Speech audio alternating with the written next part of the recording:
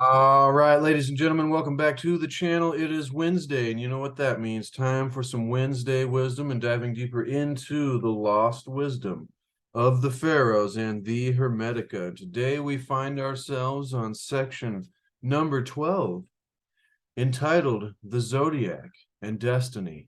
And so you know, and I know, and if you're here, then we all know that this is one of the most interesting subjects of all, the Zodiac and Destiny. And in this chapter, the book says here, Hermes explains the power of the Zodiac that controls the fate of man and the possibility of becoming free from its limiting constraints.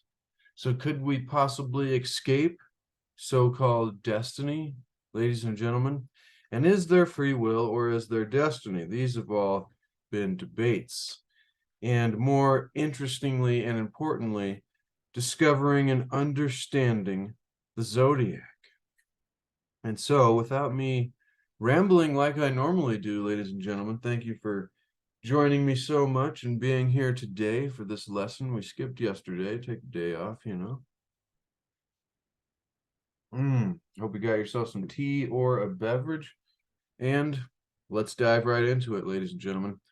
The Zodiac and Destiny, coming to us from the Hermetica, Hermetic philosophy, and the lost wisdom of the Pharaohs, written by Timothy Freke and Peter Gandy. And we're reading this for purposes of teaching and commentary and expanding the mind so that we can increase our understanding of the nature and reality, and in turn increase our ability to have a higher quality of experience in life, ladies and gentlemen.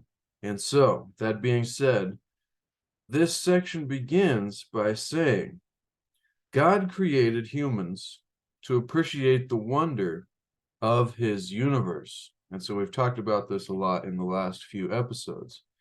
If you've missed them, be sure to go back and check it out. But this is one of the key points of our existence, ladies and gentlemen. God created, or the universe, or cosmos, or Atum.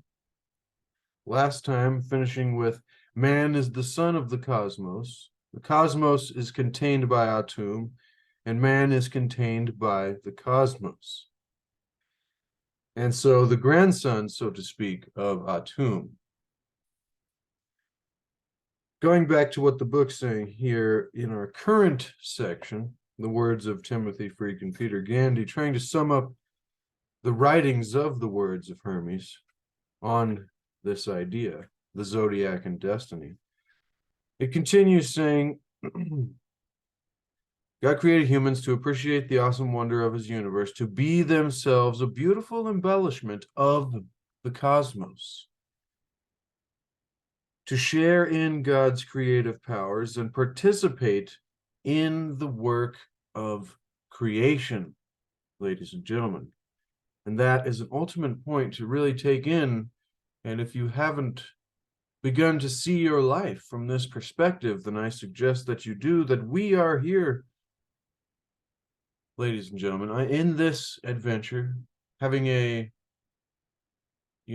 spiritual, having a temporary human experience as a spiritual being, and to share in God's creative powers, the universe, source, the force, creative powers, and participate in this work of creation as co-creators, ladies and gentlemen.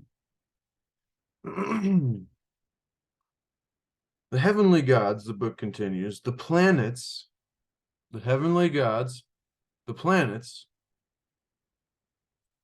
who had already bestowed on man some of their own power, as we learned earlier in the previous sections, about the creation of humankind and the hierarchy of creation, and the birth of human culture,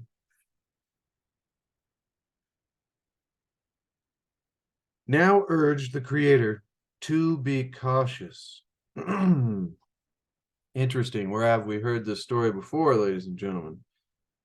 And so these gods, which are the planets in the cosmos, who had already bestowed, the planets in the cosmos may have made that sound weird, but what I meant is that Atum is the non-physical, above the physical mirror version of that which is the cosmos, or what some would think of as space. And then in the cosmos exist the physical form of these gods, or the 5 planets and the sun and the moon of our solar system, ladies and gentlemen. So with that being clarified, us being a beautiful embellishment of the cosmos with characteristics and archetypes from these planets, as we talked about a couple times ago. I was trying to find it. Talked about Venus, each one of the aspects of the planets. And so we'll continue on, ladies and gentlemen. So planets that gave us some of their own powers, and us being a beautiful embellishment in creation to share in the creative powers and participate in the work of creation. The planets who had already bestowed on us some of their own power now urge the Creator to be cautious. They fear, it says, that man will use his inquisitive mind for destructive as well as constructive purposes. And you can see where that has led where we are now, ladies and gentlemen. But we're trying to get a spiritual philosophy out of this, and so that we can increase our understanding of reality and then hopefully increase the quality of our lives. Jupiter, here it is. Here's this little section. Back in the section entitled The Creation of Mankind, and you can get this for yourself to put it on your shelf. I have it linked in the book below so you can follow along. But right here it says, the words of Hermes in the section, The Creation of Mankind. Atum asked each heavenly god, in turn, what can you provide for humanity? This is a direct correlation to the section we're going through now. What can you provide for humanity, which I am about to create? See, back in this section, he had yet to create humanity, ladies and gentlemen. The sun said it would shine all day, providing laughter as a source of joy for both mortal minds and the boundless universe itself. The moon promised sleep and silence, and to shine by night. Saturn offered justice and necessity. Jupiter gave peace and Mars struggle. Venus offered love and pleasure. Mercury, who is also called Hermes, said, I will make humankind intelligent. I will convey to them wisdom and knowledge of the truth. I will never cease to benefit all humanity. Atum was glad when he had heard these words and gave them command that man should come into being. And so it continues on there explaining that process, but that being each of the planetary gods, the heavenly gods, like you just said, who had already bestowed upon us all of this stuff that we just mentioned. And then they feared that we, using our inquisitive mind, would become destructive in our work and our purposes, as well as constructive. Man's powers, they complained, planetary gods, are too great and unlimited, and therefore dangerous to himself and the order of the cosmos. Now, this is very deep and very powerful. This is a section you could spend many, podcasts, episodes, videos on, diving into these philosophies. God responds to their concerns, the book continues, by creating the Zodiac. This celestial mechanism will control the fate of men and be ruled over by the goddess Destiny, who we learned about also in a previous episode, being the black background of the sky that we see. That is her body, and then the stars sprinkled all over her body are the natural laws or the rules of destiny. She sows the seeds of a person's fate, which grow and develop under the constraints of necessity. the limits and the demands of physical nature to shape every human life. Now, this is astrology, ladies and gentlemen, and those of you that are already fans of and enjoy contemplating astrology and astrotheology and the zodiac and destiny and all of these kinds of things, then this is a deep, powerful spiritual philosophy for any of us to begin to try to understand, and how we can use it for ourselves in our own lives. Because if you look at the lives of the ancients, like kings and queens of the past, they used their own astrologers. And there was a reason they did so, ladies and gentlemen. Now, last little bit here before we get into the words of Hermes on this subject. It is a man's lot to live the life prescribed for him by his fate. Now, that could be debated by any one of us. So, don't take this as, yes, we just believe everything that we're told. We have to contemplate. Remember, as I'll continue to remind us, ladies and gentlemen, every time, all the way back to the first words of Hermes in this book here, is the prophecies of Hermes, and he says, pure philosophy is spiritual striving through constant contemplation to attain true knowledge of Atum, the one God, or the nature of reality, the nature of the universe, and everything that we find ourselves in and as a part of. And so, when things come up like it is a man's lot to live the life prescribed for him by his fate, contemplate more if that doesn't ring true or resonate with you. But with that being said, very few human beings are capable of escaping from the determining influence of the zodiac. So for those of you who may have disagreed with that first statement there, it then opens it up for a gray area where very few of us are able to create this ability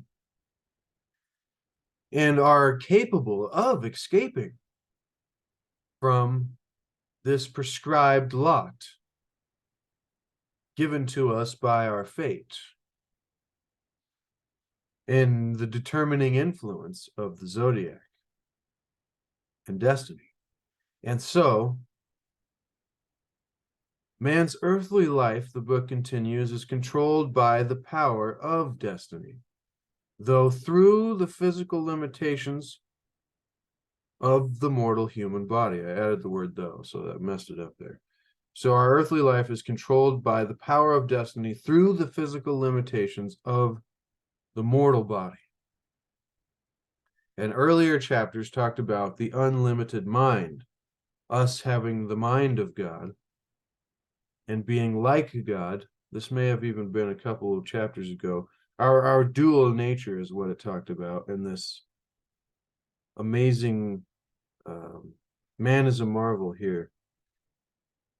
All beings have soul and life force, but only human beings possess the power of mind with which we can contemplate the cosmos and come to know God. Human beings are a meeting place of spirit and matter. We, therefore, have a dual nature. We are mind enclosed by the physical body, which is what was just being referenced there. This man's earthly life is controlled by the power of destiny through the physical limitations of the mortal human body. So this is cross-referencing multiple sections here. And so this dual nature, the mind enclosed by the physical body, would be controlled by destiny, the power of destiny, through the determining influence of the zodiac because of the limitations of the physical mortal. However, the human mind is an image of God's mind, and it is immortal, eternal, divine, and free. So we, ladies and gentlemen, are immortal, eternal, divine, and free. The body, on the other hand, is mortal and controlled by the laws of destiny, which are governed by the stars. perfect reference to bring us right back to where we are is that, however, if a man's mind is illuminated by the light of God, or the mind of God, or what Hermes referenced all the way back in the beginning, which was pure philosophy, and through spiritual striving and constant contemplation to attain the true knowledge of one God, Atum, if our mind is illuminated by the light of God, or the knowledge of truth and wisdom, we become free from these celestial influences, which we are bound to by our physical nature, so to speak, ladies and gentlemen. I mean, this is all just what I'm getting out of reading this, and I'd love to hear what you think and what you're getting out of this in the comments section below, ladies and gentlemen, because I love and appreciate all of you for being here, spending time with me, seeking after the wisdom of the ages and the lost mystical, esoteric, spiritual philosophy and mystical philosophy attributed to the legendary sage god Hermes Trismegistus. But with that being said, so we're thinking of this idea that we are trapped in destiny as a physical being through the laws of nature and reality. But there are ways that we can begin to know and understand these laws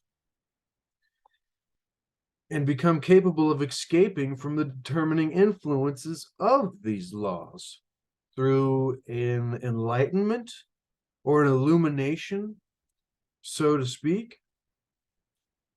For even the gods, it continues, are powerless before God.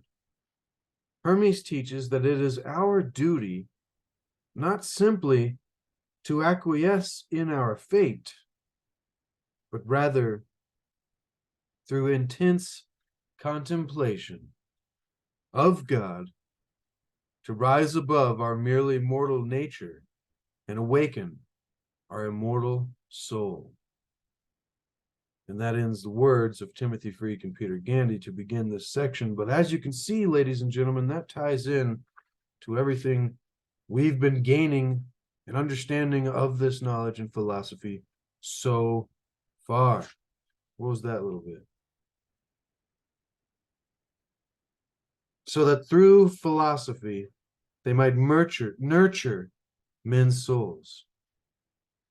And so that through this constant contemplation, to come to know the nature of reality, come to know ourselves being a part of God and the rest of the universe, whatever you want to call it. I like to call it the force. But without any more rambling, I just want to say how much that was connected and links into each previous section and brings in an understanding of all of it into what is being talked about now. This ability that we can create through this constant contemplation and spirituality to at least momentarily not escape our destiny and our fate in a bad way, but alter it in a good way. You know, the old change your stars adage. And if you've never seen that movie, then that's too bad. A Knight's Tale, ladies and gentlemen, on how a man could change his destiny and change his stars. And it's a good one. If you've never seen that, check it out. And if you have, let me know what you think in the comments below. But now, ladies and gentlemen, we come back to the Zodiac and destiny with this understanding of our mortal human body being connected to the laws of nature and the power of destiny through the physical nature of it, though our mind being connected to the mind of God and being free from these physical influences. And so it is our mission. And now let us see what Hermes or Thoth has to say on this, the Zodiac and destiny. The words of Hermes, Trismegistus, and Thoth begin. When the Creator had created this beautifully ordered universe, he wanted to order the world also. So he sent down man, a mortal creature made in the image of an immortal being, to be an embellishment of the divine body of the cosmos. It is man's function to complete the work of Atum. He was made to view the universe with awe and wonder and come to know its maker. At first, the heavenly gods complained, saying, "You are being rash in creating humanity. They see with inquisitive eyes and hear what they have no right to hear. They reach out with audacious hands, and they will dig up the roots of plants and investigate the properties of stones. They will dissect the lower animals and other ones also. They will seek to discover how it is that they are alive and what is hidden within. They will cut down the woods of their native land and sail across to the sea to see what lies there. They will dig mines and search the uttermost depths of the earth. All this might be bearable, but they will do much more. They will press on to explore the world above, seeking by observation to discover the laws that govern the movements of the heavens." Atum replied, "I will build the Zodiac, a secret mechanism in the stars, linked to unerring and inevitable fate, the lives of men. From birth to final destruction shall be controlled by the hidden workings of this mechanism." And when the mechanism began to work, the keen-eyed goddess Destiny supervised and checked its movements. And through this mechanism, destiny and necessity are cemented together. Destiny sows the seeds. Necessity compels the results.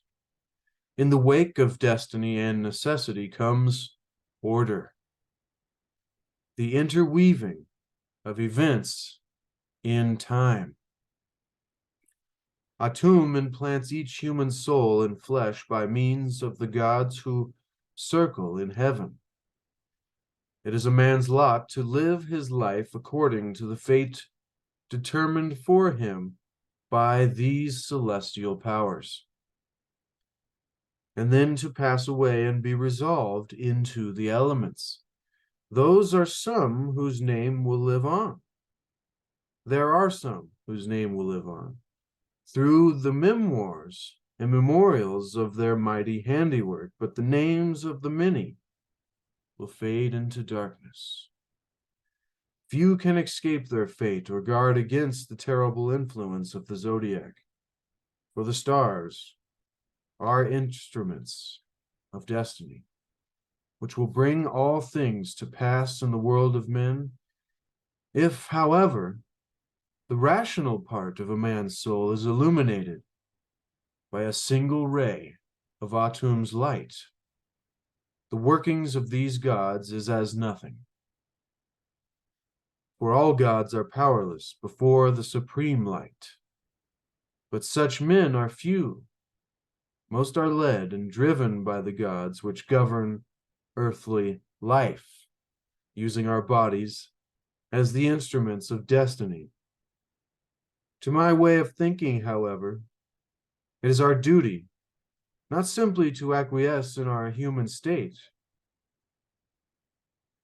but through intense contemplation of divine things, to detach ourselves from our merely mortal nature. And that concludes the the profound and mystical, powerful wisdom of Hermes and Thoth and the lost wisdom of the Pharaohs. Ladies and gentlemen, that is a boom to wisdom and a boom to the wisdom of the ages. And that was powerful. Wow. There is a lot to take in there, ladies and gentlemen. What do you think? What do you think? I love that last bit there that describes such few of us. And when it says men, speaking of both men and women, ladies and gentlemen, that when we are illuminated by even a single ray of the God force, the oneness, the universe, Atum's light,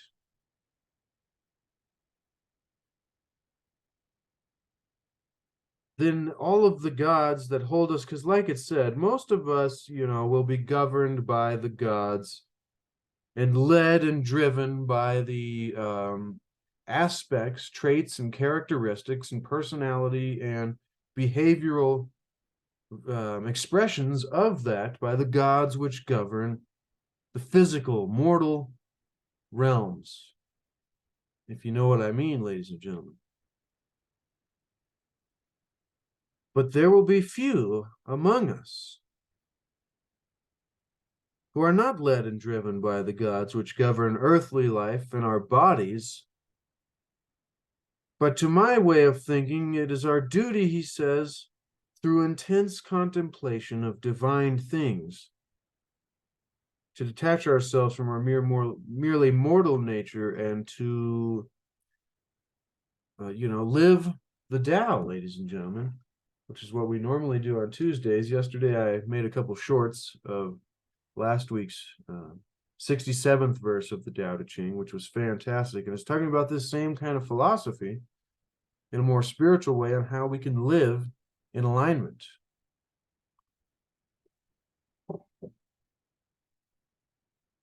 And so let's extrapolate a little bit more here. It was very fascinating that the goddess Destiny became fused through the workings of the mechanism of the Zodiac, working with Destiny, her keeping the Zodiac in check, then became cemented together with another aspect or characteristic or part of the hierarchy of reality, of one of the principles of reality, is necessity. And destiny and necessity cemented together create what is destiny sowing the seed and necessity compelling the results, which is very interesting. And in the wake of these two together comes order and the interweaving of both the happening of events and their happening in time in a natural way. It goes back to the idea of like, if to try to get your tomato plant to grow faster, you cannot tug at the roots. This goes against the order of destiny and the laws of nature and necessity interweaved with time. To see, ladies and gentlemen, this is breaking down the interworkings, easy for me to say, of reality. And if we can take this as a spiritual philosophy and metaphor for ourselves and how we can begin to live our lives in a more natural, harmonious, harmony and peace with the nature of reality.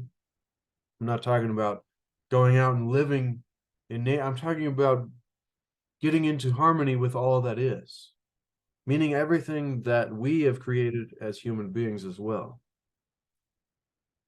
Because all of that falls into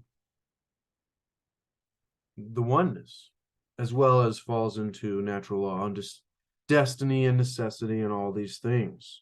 Because the Zodiac as a secret mechanism was created to keep us, as first the heavenly gods were complaining and saying that humanity we're going to have this inquisitive nature to where we want to see how everything works and hear things that we don't want to hear and reach out and touch things that we shouldn't be messing with and dig up the roots of plants trying to get them to grow. The planets were like these creatures, these, this God creation that you've created, this wonderful thing, which we all agree as previously in Man is a Marvel and the creation of man and all of the previous chapters, but they're going to do these things. Investigate the properties of stones. We will seek to discover, ladies and gentlemen, how things are alive, how it is that we are alive. And then we're going to seek to discover, after we cut down the woods of our land and do the same thing across the sea, to see what lies there. This being the words of Hermes. I'm just going a little faster this time, paraphrasing a little bit. And it says even all of this might be bearable, but then we will press on to explore the world above, seeking by observation to discover the laws that govern the movements of the heavens. And so Atum, having heard this from the gods, see, the gods can commune with the universe or the mind, that which is the oneness that contains all things, Atum. That's why I'm more simple for people who aren't getting all of these terms. A simple description is the lower level gods or the planets and their spiritual archetypes or non-physical images are speaking to the grand universe itself, or the mind of that. But that goes all the way back to the beginning section, the mind, the nature of Atum, and contemplating creation. Yes, the primal mind, which is life and light, gave birth to the mind of the cosmos. So first of all, without beginning is Atum, and second is the cosmos. As the cosmos is the second God, it is in the likeness of Atum. I think the cosmos being the physical representation or mirror image of the non-physical archetypes. But inside the cosmos exists these planetary bodies that are, anyways, this is just me rambling. If you're getting value, because this is real powerful, be sure to consider subscribing if you haven't already subscribed, ladies and gentlemen. And so, Atum, after having heard this complaint from the gods, he said, all right, I will build the Zodiac, a secret mechanism linked to unerring and inevitable fate.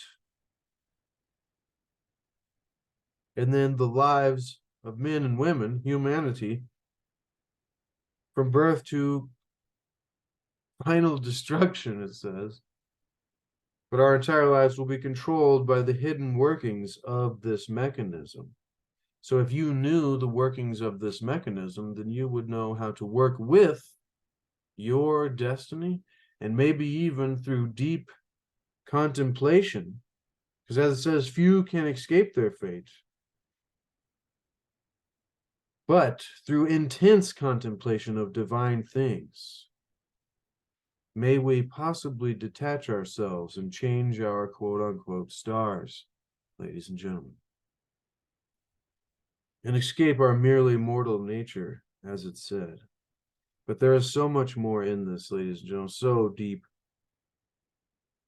We were made to view the universe with awe and wonder and to come to know its maker. So continually, it's reminding of us of how simple it is, our purpose for being here and the meaning of life, which is the ultimate question, really. Like, what are we doing here? What is our real, what should we get fulfillment out of? And what is our true purpose? And what is the meaning of all of this? And I think that's been simply answered here in this ancient lost wisdom of the Pharaohs, the mystical, occult, spiritual, esoteric. As it says back here, the magico-religious ideas of the antique world, an intersection of the Egyptian and Hellenic cultures. But wow, ladies and gentlemen, just wow. Remember that we see with inquisitive eyes, and we will seek to discover. And so, as I always say, ladies and gentlemen, continue to seek to achieve and maintain happiness through enlightenment. Continue to seek to discover the lost wisdom of the ages and the mysteries of our history. And remember that there is no way to happiness, because happiness is the way, ladies and gentlemen. It is what we bring to life. And so when we can begin to create that ability of arriving rather than striving, bringing happiness to life, then all those things that we've been telling ourselves, oh, I'll be happy when I get there, become irrelevant because they already are there. And then hopefully the entire journey is wonderful. Once again, thank you so much. I love and appreciate all of you. Next week, ladies and gentlemen, next Wednesday, we'll be diving into section 13, the universal and the particular. And in this chapter, Hermes clarifies how the zodiac makes each individual member of the human species unique. I actually have not even got this far in the Hermetica yet, so I'm super excited to dive in and learn this. Wow. Get this book for yourself if you want a head start, ladies and gentlemen, on this powerful chapter clarifying how the zodiac makes each one of us unique. Powerful, ladies and gentlemen. Get it for yourself. It's linked in the description below the video. You can expand it. It says more down there. I also have a link, but get it for yourself to put it on your shelf. Also have a link to my Etsy shop. I still haven't updated it. Probably no listings there at the moment, but leave me a comment telling me to get on that. Maybe I will, as well as a link to C60 Purple Power, the most powerful antioxidant known to man. Give yourself the gift of health, ladies and gentlemen. And so with that being said, once again, I love and appreciate all of you. And that was a powerful insight into the zodiac and destiny. We'll see what I title this one, but thanks so much for joining me, and we'll see you next week on Wednesday Wisdom and Tuesday Tao. Hopefully we'll do some shorts in between now and then.